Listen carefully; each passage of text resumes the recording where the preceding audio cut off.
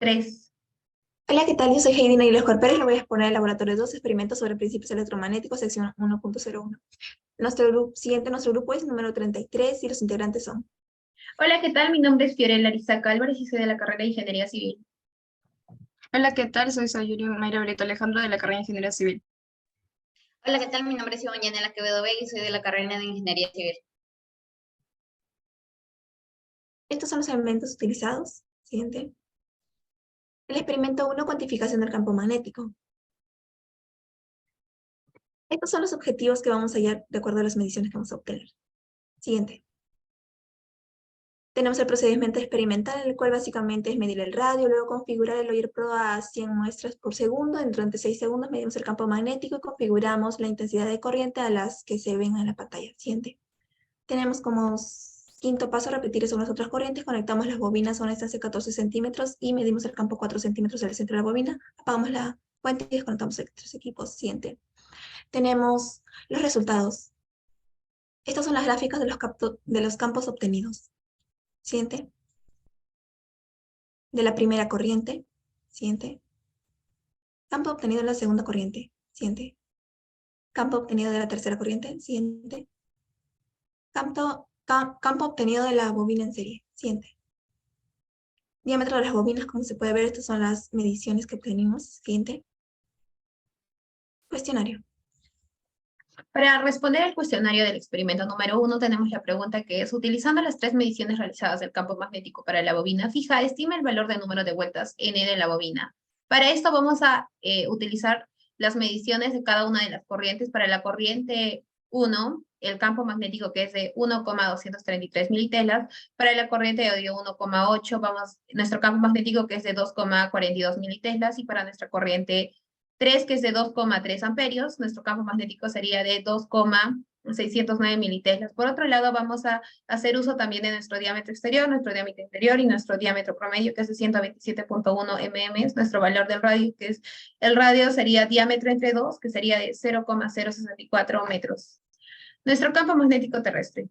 Vamos a utilizar lo que es la ley de Biot-Savart, pero para ello vamos a tener que utilizar nuestros campos promedios anteriormente mencionados, restados el campo magnético del ambiente, y vamos a tener estos 3 resultados. Para reemplazar la ley de Biot-Savart, vamos a utilizar lo que es el mu sub 0 por n por la corriente sobre 2 veces el radio. Para nuestra primera corriente, que es de 1,46 militeslas, el número de vueltas estimadas es de 106.545 vueltas. Para la corriente 2, que es nuestro campo sería de 1,855 militeslas, el número de vueltas sería de 104.972 vueltas. Y para la corriente 3, el campo sería de 2,422 militeslas, el número de vueltas sería de 107.262 vueltas. Por ende, para hallar el promedio del número de vueltas sería de 106.260, redondeado sería de 106 vueltas. Para la pregunta 2, donde nos dice que utilizando el valor n hallado previamente, determina el valor teórico del campo magnético a una distancia de la bobina fija, compara este resultado con el valor medido y ahí el porcentaje de error experimental respecto al valor teórico. Vamos a reemplazar nuestros valores en la siguiente fórmula. Nuestra corriente, que es de 2.3 amperios, nuestro radio, que es de 0,64 metros, el número de espiras, que es de 106 vueltas, nuestra distancia mayor, que es de 0,14 metros, nuestra distancia menor, que es de 0,04 metros, y nuestro mu sub 0, que es de 4 pi por 10 a la menos 7. Reemplazando nuestros valores en esta fórmula, vamos a obtener que nuestro valor teórico obtenido es de 1,8345 militeslas. Por otro lado, el valor experimental que tenemos va a ser restado con el valor magnético del ambiente para obtener nuestro valor experimental neto, que es de 2,24 militeslas. Por ende, nuestro error porcentual al ser restado sería de 10,29% y este no superó el 15%, por lo tanto la aproximación es válida. Las observaciones que tenemos son las siguientes. Respecto, si pudieran regresar al laboratorio, ¿qué harían de manera distinta? Se realizarían más intentos en la medición del campo magnético de nuestro primer experimento para obtener el menor error porcentual. Por otra parte, sería conectar la bobina a una fuente de corriente alterna. De esta manera podríamos medir el campo magnético dentro de la bobina. ¿Qué otras observaciones añadiría? Respecto al experimento 1, se empleó la ley de Biot-Savart. El error obtenido es del 10%. Ello puede ser porque no tuvimos fijo el sensor y este sensor tenía que estar ubicado a 90 grados. Experimento 2, inducción electromagnética. Siguiente.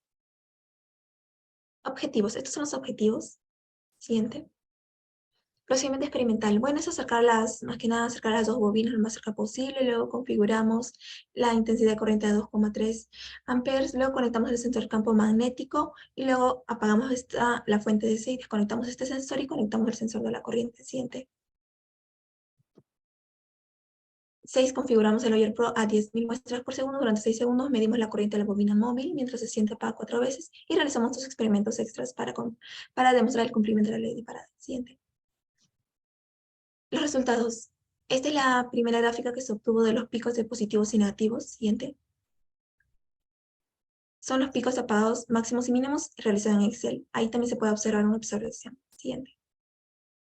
Tenemos los mismos valores. Siguiente. Y una tabla de datos recopilando todo esto. Siguiente. Experimento adicional 1, traslación. También tenemos la gráfica del Oyer Pro y la del Excel, el cual consistía el imán alejar y acercar a la bobina. Siguiente. Experimento adicional rotación 2, en el cual era rotar el imán cerca de la bobina. Lo graficamos de manera del Oyer Pro y también del Excel. Siguiente. Cuestionario. Continuando con el cuestionario, tenemos que la pregunta 1 es utilizar la ley de Faraday y los datos recopilados para determinar el tiempo de prendido y apagado y asumir que durante esos intervalos el voltaje de la fuente varía linealmente, utilizando para ello al menos 2 de las mediciones realizadas. Los datos es 2.3 amperios, la resistencia es 0.61 ohmios, el voltaje es 1.4 voltios y la distancia entre las bobinas es de 0.04 metros. Asimismo, el radio es 0.064 metros y el área 0.0129 metros al cuadrado. Siguiente. Al utilizar la ley de Faraday, donde tenemos el n número de vueltas, el FEM, el flujo magnético y el tiempo, y bueno, el ángulo entre el vector campo magnético y la normal del área, en este caso ambos vectores son paralelos, por lo que el ángulo es 0. En este caso, la ley de Faraday sería nuestra primera ecuación. Siguiente. De la primera bobina se tiene que, de la ley de Ohm, esta la vamos a derivar tanto el voltaje y la corriente, y esta sería nuestra segunda ecuación. De la ecuación para hallar el campo magnético que genera la primera bobina se interactúa en la siguiente. Tenemos la fórmula del campo magnético y esta la derivamos y esta sería nuestra tercera ecuación. Reemplazamos la ecuación tercera en la ecuación 1 y aquí podemos grabar la fórmula. Y de la ecuación 2 vamos a aplicarla y por último tenemos la cuarta fórmula en la cual vamos a reemplazar los datos. Siguiente. Reemplazamos los valores donde tomaremos la corriente inducida máxima o mínima en cada pico. En este caso hemos unido 4 picos y podemos ver los resultados de cada pico de la derivada en función del tiempo. Siguiente. Determinamos el tiempo de encendido y el tiempo de apagado con los datos de 2.3 amperios y de resistencia 0.61 ohmios. Usaremos la ecuación 2 que podamos determinar el tiempo de encendido, donde podemos ver que nos va a resultar la variación del tiempo tanto del pico 1, del pico 2, del pico 3 y del pico 4, como podemos observar en el PPT. Siguiente. Finalmente, como ahora obtenemos la variación del tiempo, podemos hallar el tiempo de encendido y apagado. El tiempo de encendido son los resultados de cada pico de los segundos que hemos obtenido, y entonces el tiempo de encendido sería 0.1333 segundos, y el tiempo de apagado es la resta de los 10 segundos menos el tiempo de encendido. En este caso es 9.8667 segundos. Siguiente. En la pregunta 2 nos pide que expliquemos los otros métodos utilizados para producir la FEM inducida y comparar los resultados obtenidos, en el cual de estos se obtuvo mayor FEM y por qué. Para desarrollar esta parte vamos a utilizar la ley de Ohm, que es BIR, y gracias a la segunda ecuación, que es la ley de Faraday, mientras mayor sea la derivada del campo magnético, mayor será el FEM inducido. Decimos 3 métodos. El primero es de girar el imán acerca de la bobina. En este caso vamos a agarrar la corriente máxima, que es 0.01358, aplicamos el BIR y tenemos el voltaje máximo, que es 0.082 voltios. Siguiente.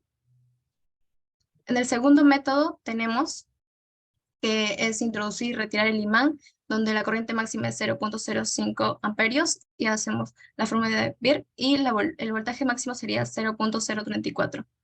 En el tercer método usamos el campo magnético de una bobina adyacente, donde la corriente máxima es 0.073 amperios, y aplicamos el Beer, y el voltaje máximo es 0.04 voltios. Siguiente.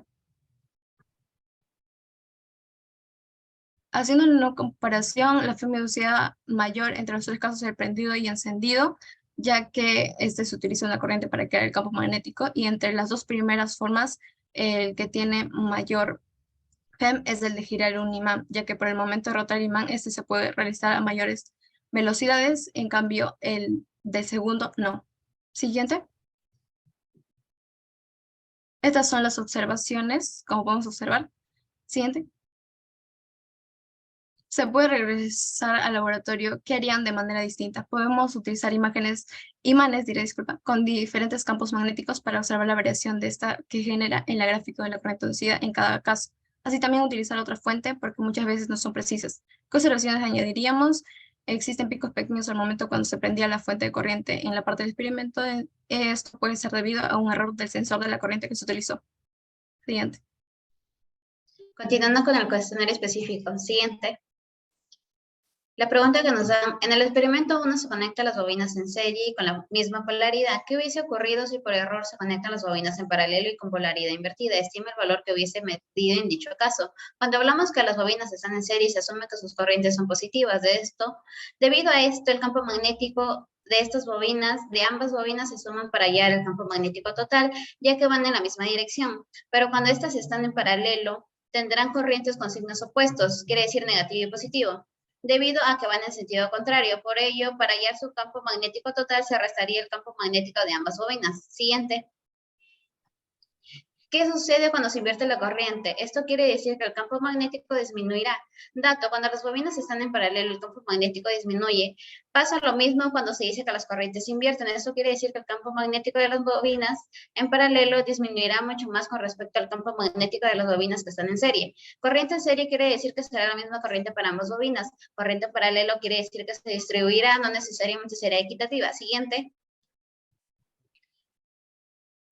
Cuando teníamos a las bobinas en serie, nuestra corriente era de 2.3 amperios, y ahora están en paralelo, asumiremos que cada bobina tiene 1.5 de amperios en cada corriente. Estos se restarán para hallar el campo magnético total.